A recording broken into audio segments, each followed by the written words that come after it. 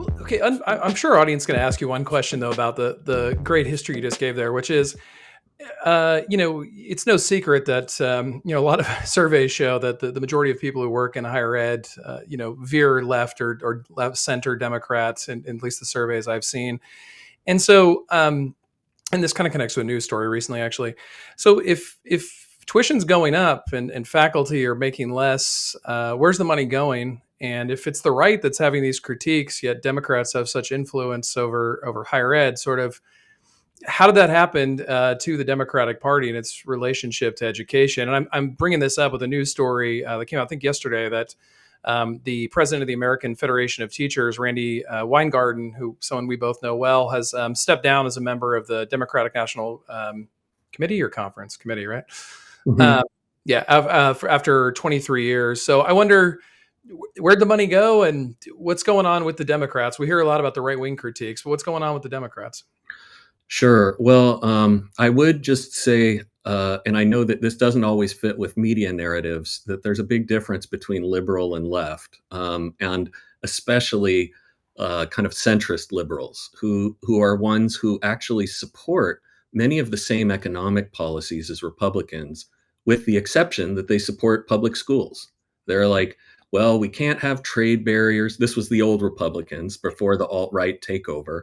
They were neoliberals. They believed in reducing barriers to trade, reducing regulation, increasing global competitiveness by kind of facilitating what would be, in effect, a race to the bottom, with this idea that the U.S. would win globalization mainly through its higher education infrastructure, facilitating a brain drain from other countries, a technological advantage because of its investment in STEM, and then also by encouraging workers to reskill when they lost their jobs, which Democrats knew full well they would as a result of their free trade policies and their commitment to fighting inflation, even if it meant increasing unemployment, which they've done regularly.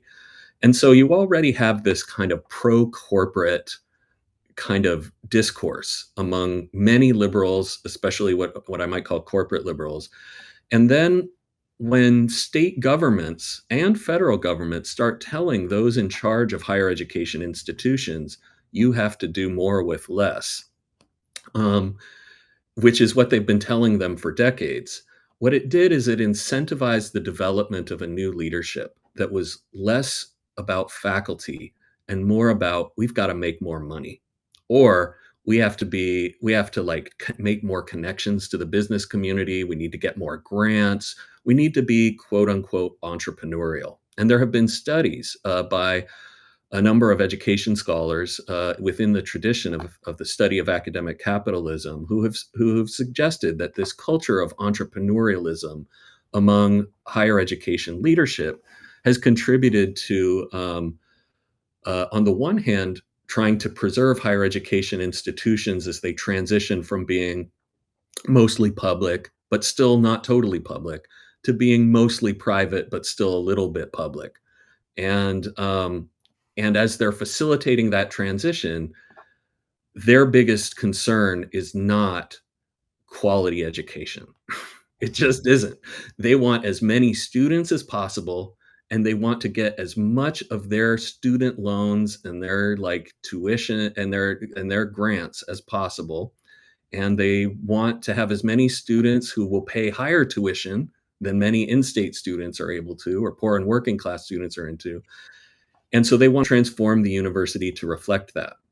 And with that kind of corporate ethos has come a practice that I didn't anticipate, and that I think it's probably an issue that is part of bureaucracy, whether you're in like socialist or capitalist country, which is you have somebody in leadership and they're like, my job is too big. I need to hire a bunch of people to do my job. And like, and then those people are like, I kind of need to hire some people to do my job too. And then you're in this weird situation where in higher education, in many of our institutions, you have the number of teachers being hired growing at a much slower rate than the number of managers and administrators. And it's not that management and administration is inherently bad. Um, it's that this growth is so kind of ahead of the growth of teaching that we have this contradiction where, on the one hand, we're told that we can't afford to have small class sizes, we can't afford to have professional teachers, except at elite, very wealthy institutions. And then at the same time, where you can afford all sorts of like special initiatives and new kind of bureaucratic empire building by a group of people who have not been in the classroom for a number of years and in some cases ever.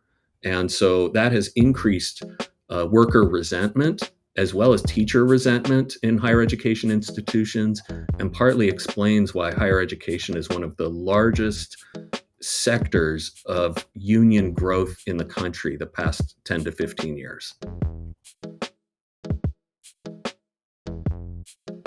Hey, Detoxers. Thanks for tuning in to the Disinfo Detox. If you're enjoying the content, head over to nolanhigdon.substack.com for full access to the podcast as well as other original essays.